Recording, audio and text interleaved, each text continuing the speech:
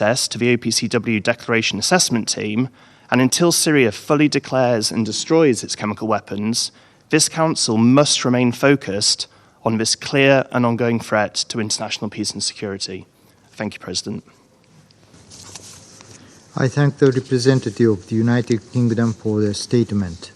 I give the floor to the representative of Malta. Thank you, President, and I too thank Director Ebo for his informative briefing. At the outset, I congratulate you, President, on assuming the presidency of the Council. You can count on our full support during this time. We also thank Guyana for steering the work of the Council in a very effective and smooth manner in the month of February. President, Malta continues to support the holding of regular meetings on this file as mandated by Resolution 2118. This resolution, adopted unanimously, established that those responsible for the use of chemical weapons must be held accountable. This is not only a question of justice, but also one of prevention. Effective accountability is necessary to make sure that chemical weapons will never be used again. The use of chemical weapons is unacceptable and completely contrary to the legal norms and standards of the international community. In view of the recent issuance of the fourth IIT report on the use of chemical weapons in Syria, while expressing our continuous support for the IIT's key role in identifying perpetrators, it is crucial for the international community to reiterate its condemnation of chemical weapons use and to ensure that adequate measures are taken. We take note of the holding of the 26th round of consultations between the DAT and the Syrian national authorities last month. While this is a positive step, it is not enough to meet the obligations under the Chemical Weapons Convention and Resolution 2118. In this regard, we look forward to the outcome of these engagements, including the assessment by the Secretariat of the responses of the Syrian Arab Republic regarding the samples collected by the DAT during its deployment in the country. The latest OPCW report clearly states that the declaration submitted by the Syrian Arab Republic still cannot be considered accurate and complete in accordance with the Convention and with Resolution 2111. This is regrettable. We urge the Syrian authorities to provide explanations and documents to resolve outstanding issues, including scientifically plausible and verifiable explanations regarding research and development at certain sites.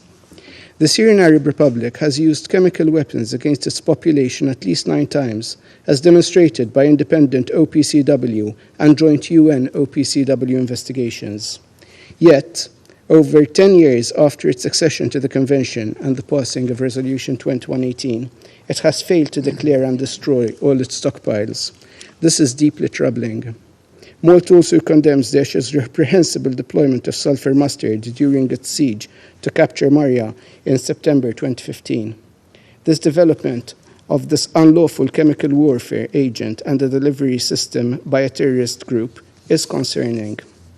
In closing, President, we reiterate our strong condemnation for the use of chemical weapons by any actor under any circumstances. Furthermore, we reaffirm our full support for the OPCW and its technical teams. They carry out their mandate independently and impartially and in accordance with international standards. The Council should be united in recognizing this and refrain from casting any doubt on their work. I thank you. I thank the representative of Malta for their statement. I give the floor to the representative of China. Mr. President, I wish to start by congratulating Japan on assuming the Council's presidency this month. I thank Guyana for steering the Council to a successful conclusion last month. China's position on chemical weapons-related issues is consistent. We sternly object to the use of chemical weapons by anyone under any circumstances for any purpose. We hope our world will soon become a chemical weapons-free world. I'd like to share two observations on the Syrian chemical weapons issue. First, dialogue and negotiation. This provides the only solution to this issue. We welcome the two recent rounds of technical consultations between the Syrian government and the OPCW and the positive progress achieved on outstanding issues related to the initial declaration. We look forward to continuous constructive cooperation between the Technical Secretariat and the government on the basis of mutual respect and cooperation on an equal footing to create conditions for the settlement of the Syrian chemical weapons issue. Second, upholding the authority of the Chemical Weapons Convention. This is a fundamental guarantee for the settlement of this issue. It is imperative that the OPCW strictly comply with the requirements of the CWC and its verification annex, adhere to the principles of procedural compliance, reliable evidence, and credible conclusions in investigating and pursuing accountability for the alleged use of chemical weapons. A scant few countries, without prior consultations, forced through a vote on and adoption of a new decision on the Syrian chemical weapons issue at the most recent Conference of the States Parties to the CWC. China finds this deeply concerning. We call on all parties to return to the tradition of consensus building to genuinely maintain the authority and effectiveness of the Convention. We also hope that the Director General and the Technical Secretariat can make tangible efforts to preserve the technical nature of the organization. I thank you, Mr. President. I thank the representative of China for their statement. I give the floor to the representative of Republic of Korea. Thank you, Mr. President. Korea also joins in commending the successful role as presidency by Guyana and would like to express our full support and cooperation for the success of the presidency by Japan. I would also like to thank Mr. Adeji Ebo, Director and Deputy to the High Representative, for his very informative briefing on this issue. Mr. President, this Council has given its priority in realizing a world free of chemical weapons, and the Republic of Korea strongly supports the continuous efforts of the OPCW to achieve that end.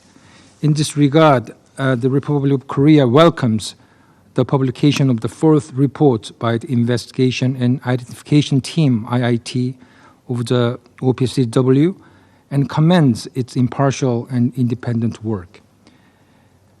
The Republic of Korea expressed grave concern over its findings that there are reasonable grounds to believe that the Daesh deployed a sulfur mustard, a chemical weapon, in artillery attacks against the town of Marea on September 1st, 2015. Against another case of possible use of chemical weapons in Syria, we reiterate our position that all those responsible for the use of chemical weapons must be held accountable. Mr. President, more than a decade has passed since Resolution 2118 was adopted unanimously in the wake of the use of chemical weapons in Ghouta, Syria. However, we are deeply concerned that the issue has shown limited advancement over the past years. Although we welcome the recent 26th round of consultations between DAT, Declaration Assessment Team, and Syria, these consultations must move beyond mere routine meetings and yield tangible outcomes. For this, Syria must take full responsibility and provide the OPCW with scientifically plausible and verifiable explanation. 2 weeks ago, we received the latest report of the Director General of the OPCW on the progress in the elimination of chemical weapons in Syria, with explanation and amendments of the Syrian government on this issue. However, it is regrettable that there remains inconsistencies and discrepancies that needs to be addressed. Thus, we call on Syria to fully cooperate with the OPCW and to provide all the requested and the necessary information to the Secretariat. Mr. President, the use of chemical weapons can never be tolerated anywhere, at any time, and under any circumstances. In this light, the Security Council must act resolutely against any further use of chemical weapons by ensuring the full implementation of relevant Security Council resolutions, which include the complete destruction of chemical weapons in Syria. In this regard, the Republic of Korea reaffirms its steadfast commitment to holding the obligations under the Security Council resolutions as well as CWC, and stand ready to work with all Council members to address the Syrian issues. I thank you, Mr. President. I thank the representative of Republic of Korea for their statement. I give the floor to the representative of Ecuador. Gracias, señor presidente. Thank you, President. I'd like to begin by congratulating Guyana for excellently guiding our work in February.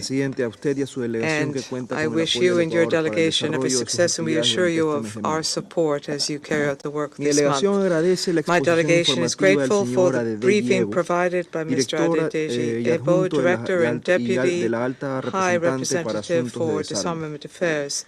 Ecuador recognizes the efforts of the Organization for the Prohibition of Chemical Weapons, and we welcome the completion of the 26th round of consultations between the OPCW Technical Secretariat Declaration Assessment Team and the Syrian National Authorities held on from the 23rd of January to the 1st of February 2024. This type of cooperation is the best way to achieve positive results, ensure accountability, and proper compliance with obligations under international law and relevant Security Council resolutions in the Syrian Arab Republic chemical weapons file. For that reason, I encourage Syrian authorities to continue to cooperate openly and transparently within a common understanding and through dialogue. Mr. President, we are concerned by the conclusions of the OPCW-ITT fourth report, which determined that there are sufficient grounds to believe that the Islamic State in Iraq and the Levant used mustard agents during the attacks to capture the city of Marea on the 1st of September 2015.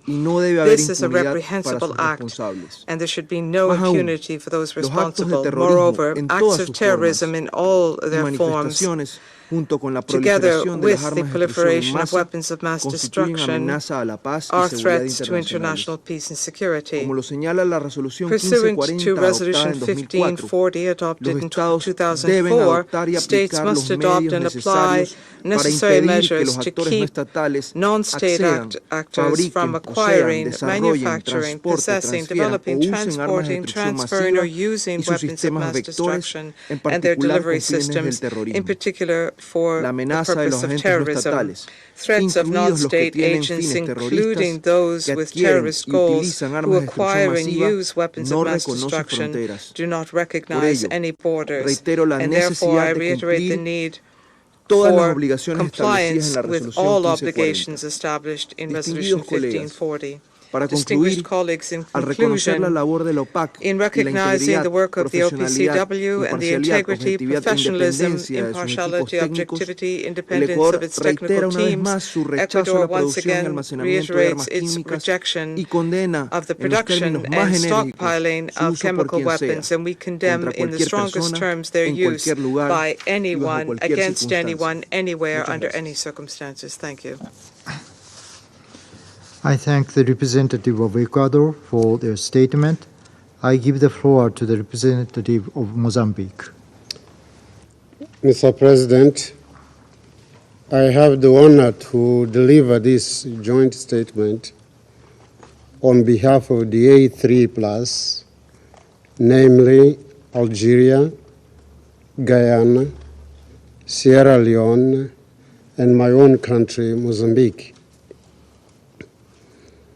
On behalf of the A3, we wish to convey our warmest congratulations to you, Mr. President, and to your country, Japan, for assuming the presidency of the Security Council for the month of March.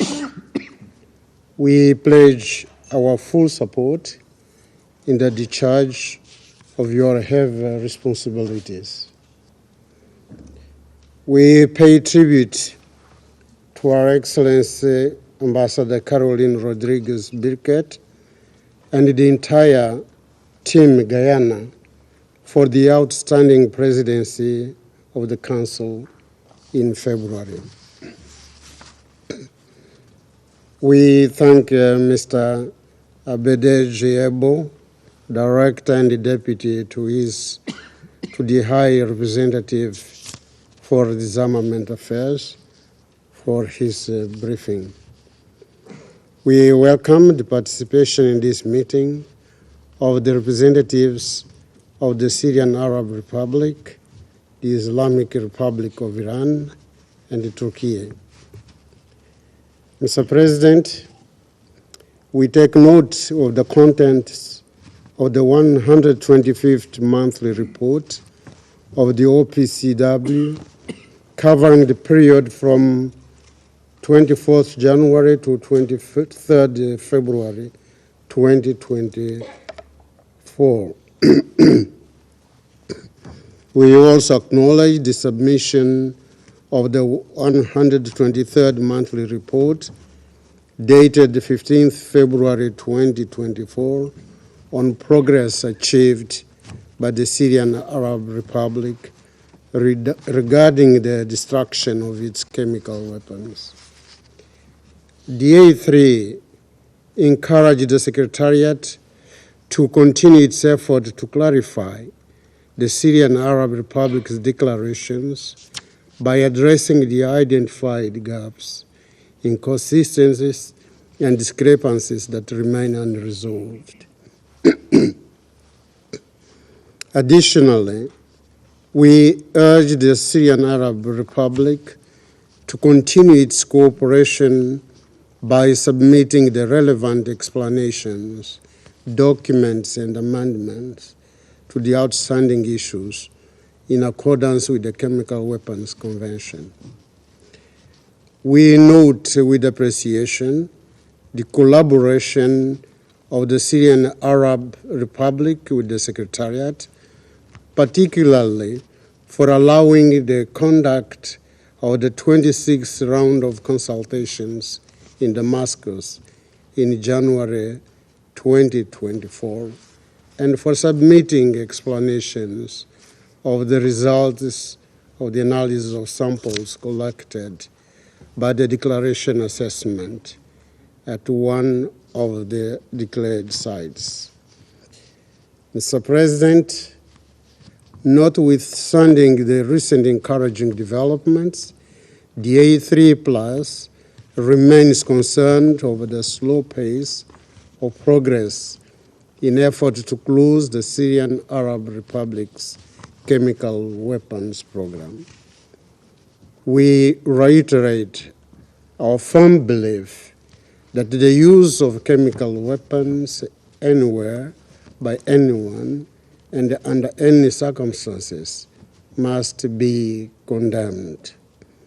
Impunity for such a heinous crime under international law is not acceptable.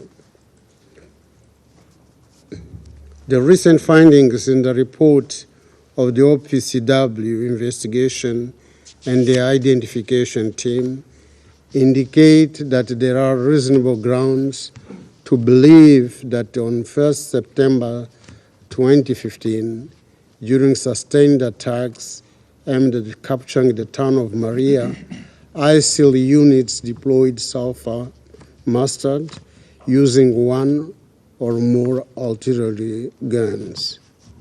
These findings suggest that henceforth the Syrian chemical weapons program will be seen in a different perspective.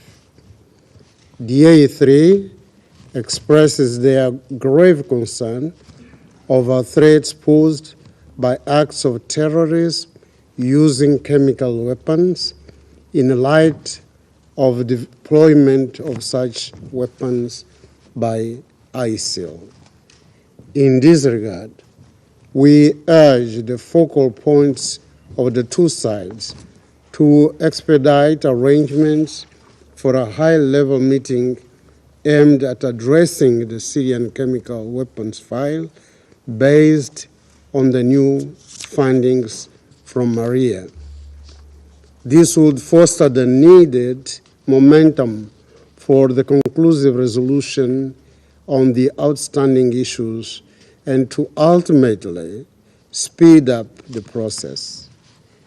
The A3 Plus calls upon the Syrian Arab Republic to continue its collaboration with the OPCW obligations in line with Security Council Resolution 2118 or 2013 and the CWC to help in resolving protracted issues, to declare all chemical weapons and their production facilities in its possession, to organize the next round of consultations with the Declaration Assessment Team, and to solve the outstanding issues in order to definitely close this file. So, President, the A3 Plus remains committed to the imperative against the use of chemical weapons and all efforts aimed at prohibiting their development, production, acquisition, stockpiling, retention, transfer, or use. We reaffirm our continued support for the Security Council Resolution 2118. We wish to underscore the need for a definite closure of the issues pertaining to the Syrian chemical weapons program. I thank you, Mr. President. I thank the representative of Mozambique for their statement. I give the floor to the representative of Slovenia. Thank you very much, Mr. President. Let me, at the outset, congratulate you and Japan on assuming the presidency of the Council, and let me assure our full support during your presidency. Let me also thank Guyana for conducting a very calm presidency of the month of February. I would like to thank Deputy to the High Representative Ebo for his briefing. Mr. President, let me begin with a general message. The use of chemical weapons in the 21st century is unacceptable. To us, it feels almost anachronistic. Chemical weapons were used on the territory of Slovenia during the World War I, and we were unfortunately able to learn early on about their abhorrent effects. More concretely, the long-standing prohibition of chemical weapons has been challenged in recent years by their repeated use in the Syrian Arab Republic and elsewhere. Slovenia condemns in the strongest possible terms any use of chemical weapons by anyone. Such acts have devastating impacts on civilians and the environment, constitute a serious violation of international law, and those responsible for the use of the weapons should be held accountable. In this respect, Slovenia welcomes the work of the OPCW fact-finding mission in Syria and the investigation and identification team. We are pleased with the diligent work of the IIT, which most recently brought clarity to the circumstances surrounding chemical weapons used by ISIL forces in the Syrian town of Maria in September 2015. Mr. President, we remain concerned by the many unanswered questions regarding chemical weapons in Syria. There are reasonable grounds to believe that despite verified destruction of declared chemical weapons stockpiles and production facilities, Syria has retained part of its chemical weapons program in violation of the Chemical Weapons Convention. What is more, international investigation bodies have confirmed the use of chemical weapons by Syrian forces in 9 instances since Syria's accession to the Convention. This is unacceptable. We call on Syria to comply with its obligations under the Convention, declare all its chemical weapons production and research activities, destroy any remaining secret caches, and fully cooperate with the OPCW, including by providing unfettered access to sites, documents, and people needed to resolve all outstanding issues. Mr. President, I cannot emphasize enough the need to prevent the reemergence of the chemical weapons, and the attention of the Security Council is only logical. Slovenia believes only a multilateral approach with the CWC, OPCW, and international humanitarian law at its center can pave the way to a world free of chemical weapons. Mr. President, we take note of the position of the Russian Federation. The Security Council should use wisely its time and resources. Since Russian Federation doesn't want to be labeled as having double standards, we will remind them of this position as needed. Thank you. I thank the representative of Slovenia for their statement. I give the floor to the representative of the United States. Thank you, Mr. President. Mr. President, let me first congratulate you on assuming the presidency and assure you of the full cooperation of my delegation. And thank you, Deputy Ibo, for your briefing and continued attention to this important issue. For 10 years, the United States, alongside most of the international community, has called out the Assad regime's repeated and ongoing violation of the Chemical Weapons Convention and Resolution 2118. We have condemned the regime's multiple, independently confirmed uses of chemical weapons against the Syrian people, and the regime's failure to fully declare and destroy its chemical weapons and production facilities. We will continue to pursue accountability for all who use chemical weapons. Recent reports by the Organization for the Prohibition of Chemical Weapons are alarming. I urge all members of this Council to read the September 2023 OPCW report entitled Accession of the Syrian Arab Republic to the CWC, 10 Years On. This document provides a factual accounting of Syria's record of noncompliance with the CWC. The Director General's report on progress in the elimination of the Syrian CW program is equally concerning. Director General Arias's report comes on the heels of the decision taken by the OPCW Conference of the States Parties this past fall that for the first time invokes Article 12, Paragraph 3 of the CWC and recommends that state parties take certain, quote, collective measures, unquote, to prevent the transfer to Syria of dual-use chemicals and equipment. States parties must act to prevent such items from falling into the hands of the Assad regime and non-state actors, particularly terrorist groups. Colleagues, the United States fully supports robust implementation of this decision. We will be working toward that end and fully support a Security Council meeting this year to discuss its implementation. As is well documented in these OPCW reports, the Syrian regime continues to obfuscate and impede the work of the OPCW and its various technical teams that seek to fully engage with Syria in carrying out their mandates. Rather than address discrepancies in its own declaration or providing the OPCW with full substantive cooperation, Syria continues to delay and deflect, and Syria's friends are politicizing the technical work of the organization. The recent findings by the OPCW Declaration Assessment Team heighten our concern that the Syrian regime retains a residual chemical weapons capability. We note with equal concern the February 22 report by the OPCW's Investigation and Identification Team, which concluded that there are reasonable grounds to believe that on September 1, 2015, during sustained attacks aimed at capturing the town of Maria, Daesh terrorists deployed sulfur mustard. The report finds that at least 11 individuals encountered liquid substances from projectiles fired by Daesh and experienced symptoms consistent with exposure to sulfur mustard. These findings are in line with the United States' own assessment of the attack.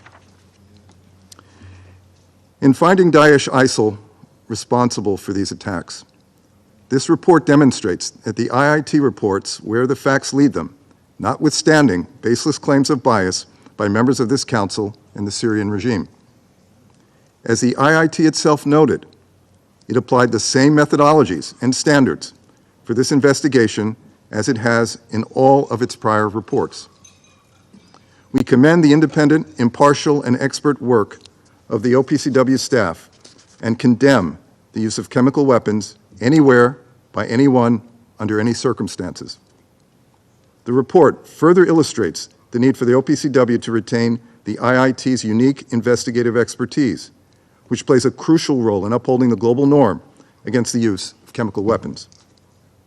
The United States encourages the international community to strengthen cooperation in preventing the acquisition of chemical weapons by terrorists and make clear that there can be no impunity for the use of chemical weapons by anyone.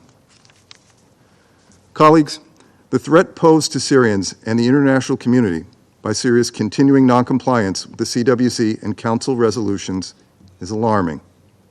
We welcome the ongoing work of the OPCW as well as its report. We are committed to work with this Council in other multilateral fora and with partner countries to address this threat and ensure the Assad regime never again terrorizes the people of Syria with chemical weapons. Finally, Mr. President, let me say a few words in response to attacks that have been made by some on the professionalism and rigor of the investigative teams. We commend the OPCW's investigations of chemical weapons use in Syria. We continue to be impressed by the rigor of the OPCW brings to each of its investigative efforts, meticulously collecting and analyzing evidence from a multitude of sources to reach irrefutable conclusions. This important work is necessary so that those responsible for these attacks can be held to account.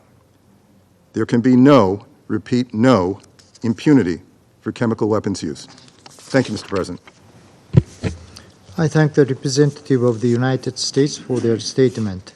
I give the floor to the representative of France. Monsieur le Président, Mr. je remercie Monsieur Ebo pour son exposé. For his briefing. La prolifération des armes chimiques The constitue proliferation une of menace chemical pour la paix weapons et la constitutes a sécurité threat to internationale. international peace and Celle-ci security continue de nécessiter that une continues attention to vigilante de ce require Conseil. vigilance on the part of Nous this avons assisté Council. au cours des 10 dernières In années the à last une 10 years, réémergence we have witnessed a préoccupante worrying de l'emploi d'armes re-emergence of the chimiques, use of chemical notamment en Syrie. weapons, La particularly in France soutient Syria. résolument les travaux France menés par determinedly l'Organisation pour supports the work l'interdiction of des the armes chimiques Organization for the pour œuvrer Prohibition of à Chemical l'élimination de Weapons ces armes, to work to eliminate documenter les cas these d'emploi, arms, to en document cases identifier of les them being auteurs et used, to permettre une identify the reddition perpetrators des and to comptes. allow for accountability. La France salue le dernier rapport de France l'équipe welcomes d'enquête the et latest report of d'identification the de l'OIC investigation qui and conclut à la identification responsabilité team de Daesh of the dans l'attaque OPCW, which chimique concludes that Daesh perpétrée was à responsible for the Marea chemical le 1er attack septembre perpetrated in 2015. Marea on the 1st of Le gaz September moutarde dispersé 2015. ce jour-là a Mustard affecté gas au dispersed moins on that 11 day personnes. affected at Ce least rapport, 11 people. issu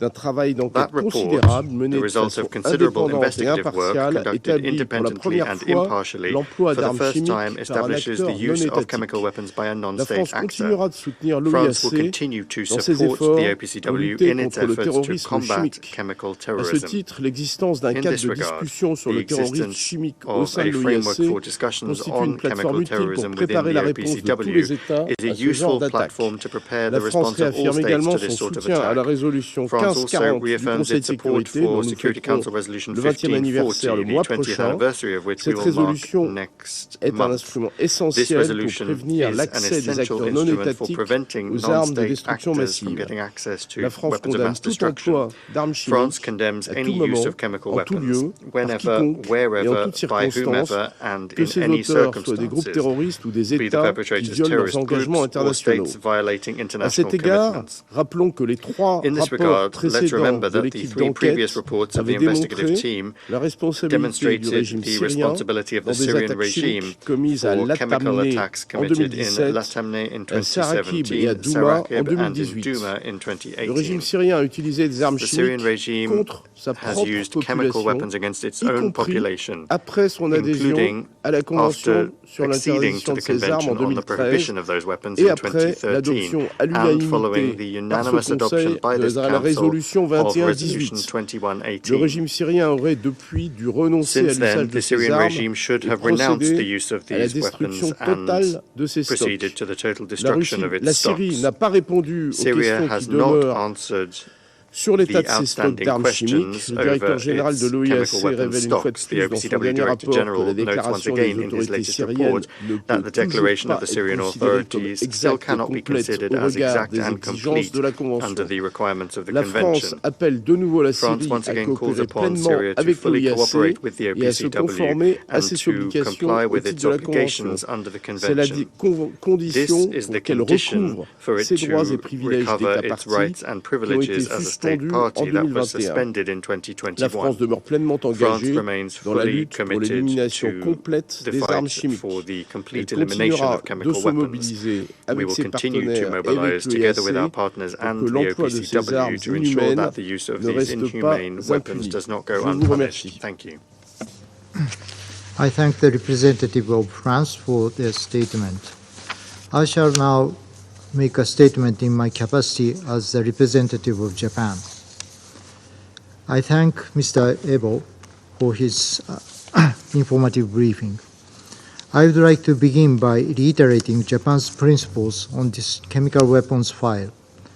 Any use of chemical weapons, anywhere, at any time, by anyone, under any circumstances, is unacceptable, and those responsible for their use must be held accountable.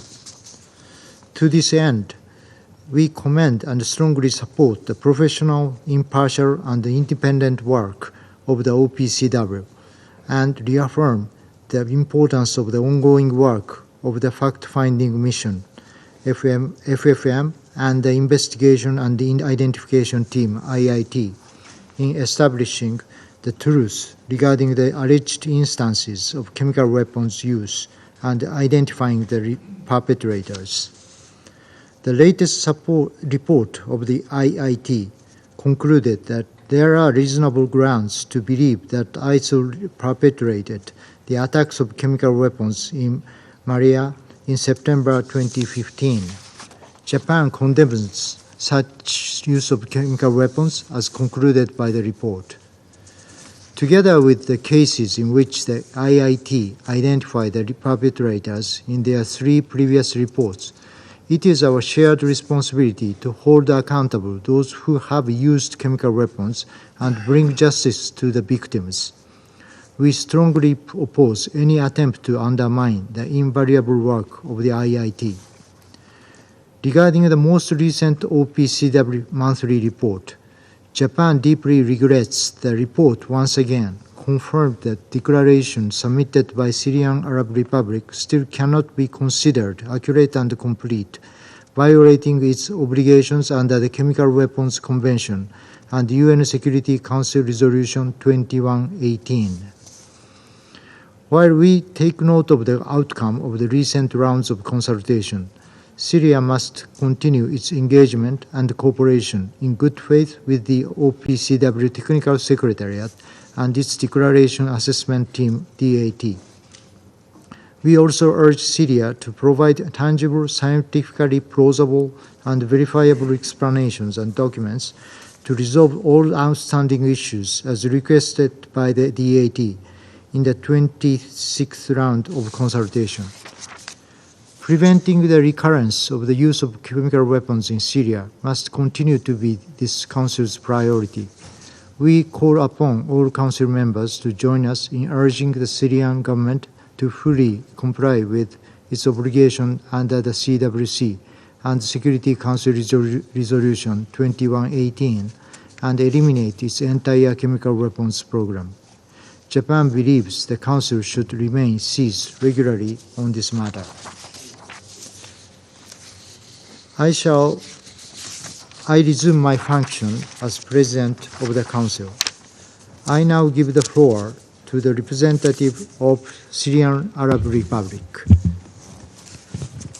شكرا سيد الرئيس. Thank you, Mr. سيد President. الرئيس أود Mr. بداية أن President, at the أهنئكم outset, I would like على to توليكم congratulate رئاسة you المجلس on لهذا الشهر. assuming the presidency of the Council كما for أتوجه this month. بالشكر I would لسلفكم also like غيانا to thank your predecessor, على إدارتها الناجحة Guyana, لأعمال for the المجلس successful خلال الشهر الماضي. conduct of the work of the Council over the سيد past الرئيس، month. مجددا Mr. President, ينعقد مجلس once الأمن again, The Security لمناقشة Council ما is سمي بالملف meeting to الكيميائي discuss what is للجمهورية called العربية the السورية. mechanical file of the Syrian Arab وتبرز Republic. جلسة اليوم مرة Today's أخرى session once مسألتين again أساسيتين highlights وهما: two fundamental أولاً issues.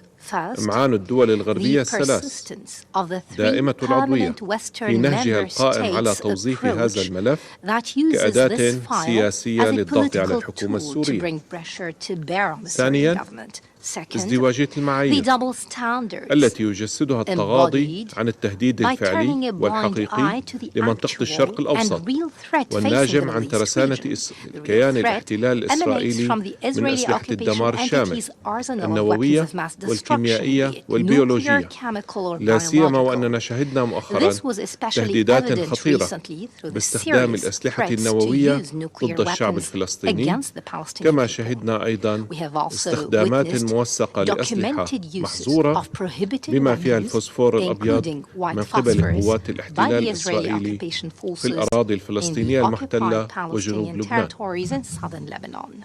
السيد الرئيس، Mr. President, تواصل الجمهورية العربية the السورية Syrian Arab تعاونها Republic مع الأمانة continues to الفنية cooperate لمنظمة with the حظر technical الأسلحة الكيميائية secretariat of the Organization اتساقا for مع the نهجها Prohibition of الذي Chemical بدأته Weapons منذ in line with اتخاذها its لقرارها approach الاستراتيجي adopted والطوعي in في العام 2013. 2013 Then بالتخلي it عن took a برنامجها strategic and الكيميائي voluntary decision والانضمام to abandon its لاتفاقية chemical الأسلحة program الكيميائية. and في هذا accede السياق to the Chemical أود أن Weapons أشير إلى Convention. النقاط In this التالية. context, I would like to أولاً، point to the following. قدمت اللجنة الوطنية First, السورية the Syrian تقريريها National الشهريين Authority submitted its رقم monthly 122 reports number 123 122 and واللذين 123 يغطيان الأنشطة which التي cover تم the إجراؤها في activities سوريا carried out in خلال Syria الفترة during the الأخيرة. recent period. ثانياً، Second, يسرت اللجنة the الوطنية Syrian السورية National Authority عقد جولة facilitated المشاورات the السادسة والعشرين 26th round of لفريق تقييم consultations الإعلان، for the Declaration Assessment وقدمت Team. كل التسهيلات It لإنجاح مهمة provided all الفريق، facilities to ensure the success كما of the حرصت team's mission. على إحراز The تقدم authority was ملموس keen to make لإغلاق عدد tangible من progress المسائل، to resolve حيث تم several issues. الاتفاق على جملة من A number الخطوات of steps were التي agreed نفذتها upon سوريا and انطلاقا من implemented by إيمانها Syria, بأهمية أن تكون proceeding جولات from its المشاورات belief in the موضوعية importance of وإيجابية. objective and positive rounds of ثالثا، consultations. بتاريخ Third, 27 on شباط February فبراير 27, 2024 2024, أعلمت الأمانة الفنية the لمنظمة technical حظر الأسلحة secretariat of the الكيميائية OPCW اللجنة الوطنية informed السورية the Syrian National بأنه Authority قد تم that إغلاق three 3 مسائل outstanding معلقة issues related to the تتعلق Syrian بالإعلان initial الأولي السوري، declaration had been وأن هناك مسائل resolved, أخرى and يمكن that there التوصل were other لحلها issues that could be وأصبح resolved, إغلاقها other وشيكا. closure was imminent. إن هذا يؤكد This صحة دعوتنا confirms the المستمرة validity of our لبعض الدول continued call to بالتوقف some عن countries كيل to الاتهامات stop الباطلة making false وعدم استباق accusations نتائج or المشاورات. prejudging the results of the رابعاً، consultations. Fourth, يسرت اللجنة الوطنية the Syrian السورية National Authority عقد جولة التفتيش facilitated the العاشرة 10th round لمركز of الدراسات inspection والبحوث by the العلمية Scientific Studies and التي Research جرت في Center, كانون which took الأول place الماضي. last وسأنقل لكم December. هنا In ما this ورد في vein, تقارير الأمانة I الفنية will quote عن جولة التفتيش what was تلك. stated in the وأقتبس: technical secretary's reports on that تمكن inspection فريق round. التفتيش من I quote, تنفيذ The الأهداف inspection team was الموكلة إليه. able to implement the objectives وخلال entrusted to جولة it. التفتيش During العاشرة the 10th round of لم inspection, يلاحظ الفريق the أي inspection أنشطة team did not تتعارض مع observe any التزامات الدولة activities الطرف inconsistent with the موضع التفتيش، obligations of the inspected سواء state party بموجب الاتفاقية أو بموجب أي قرارات صادرة عن أجهزة صنع القرارات في منظمة حظر الأسلحة الكيميائية وقرارات مجلس الأمن ذات الصلة.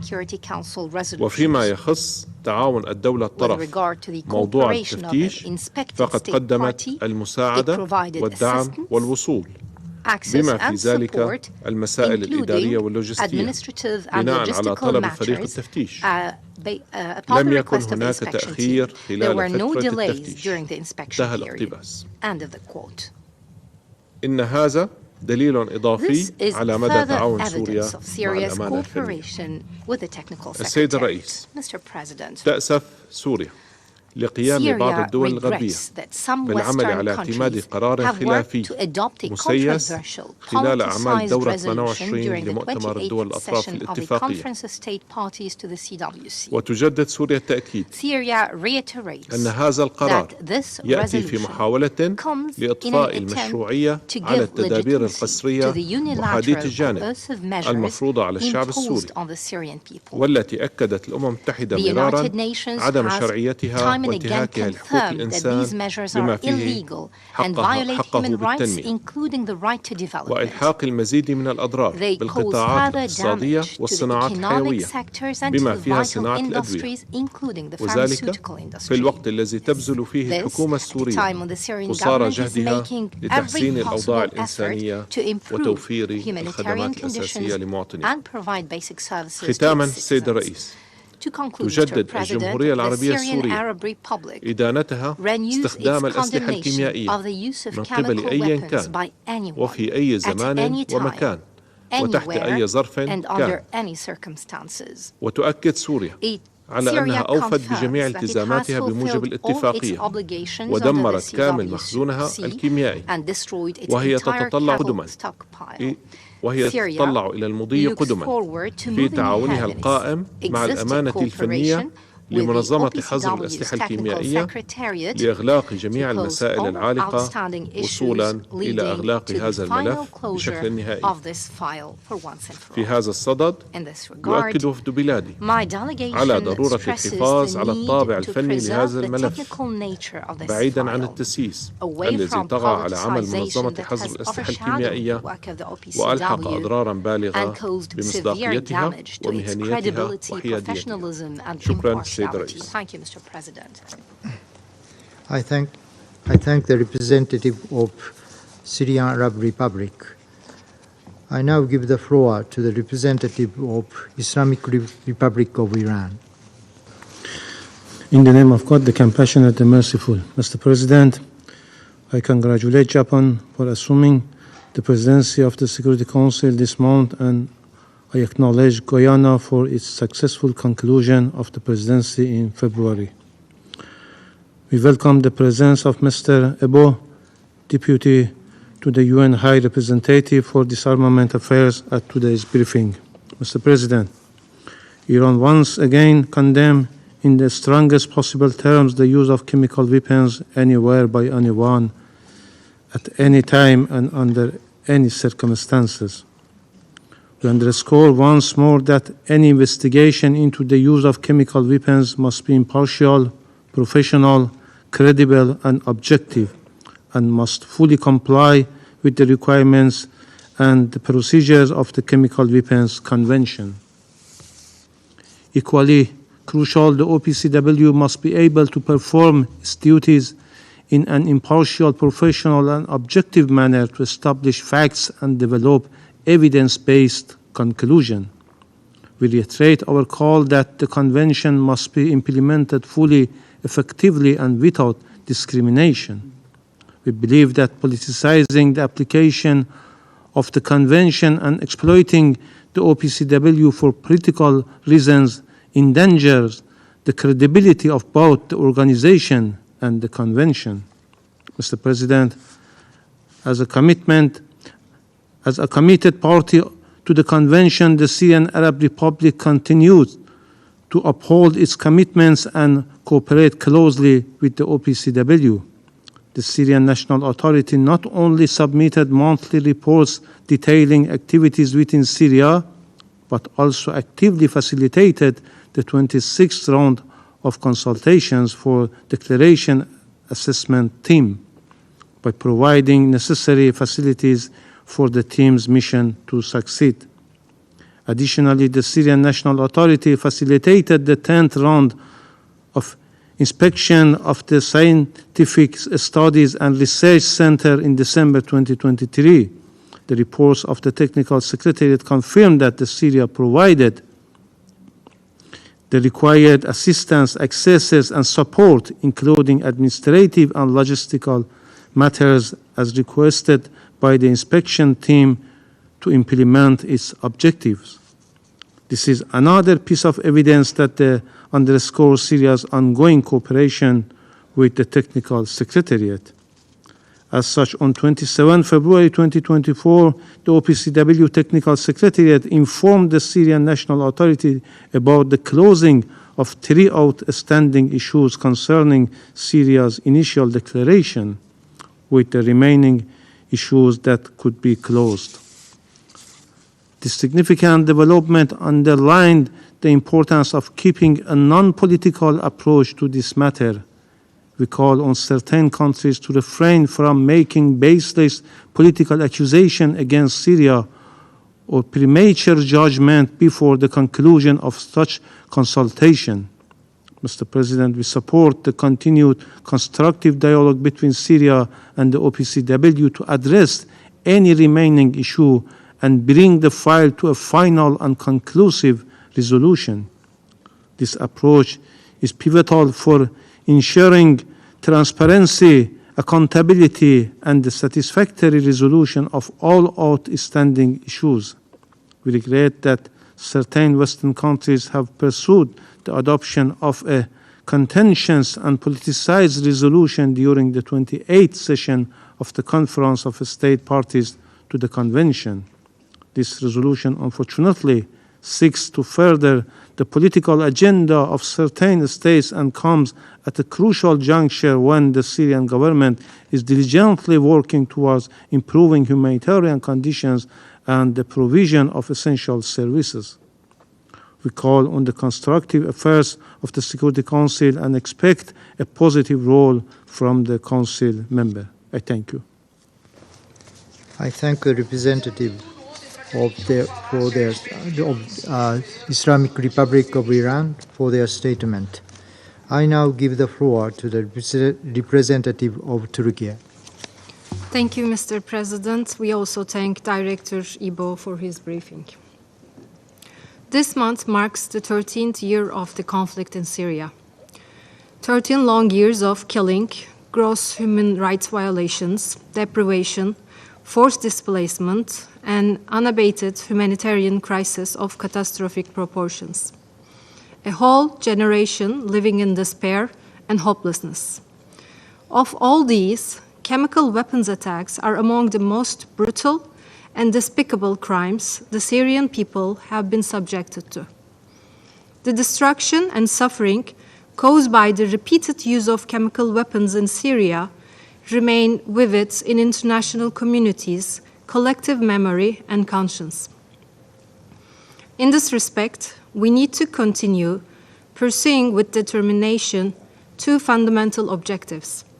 First, prevent the recurrence of chemical weapons attacks in the future. Second, ensure accountability for the past uses of chemical weapons. And these 2 objectives are interlinked. Fighting impunity and establishing accountability is essential to effectively prevent recurrence. Whether by the Syrian regime or the terrorist organization Daesh, the use of chemical weapons is unacceptable under any circumstances. All perpetrators must be held accountable.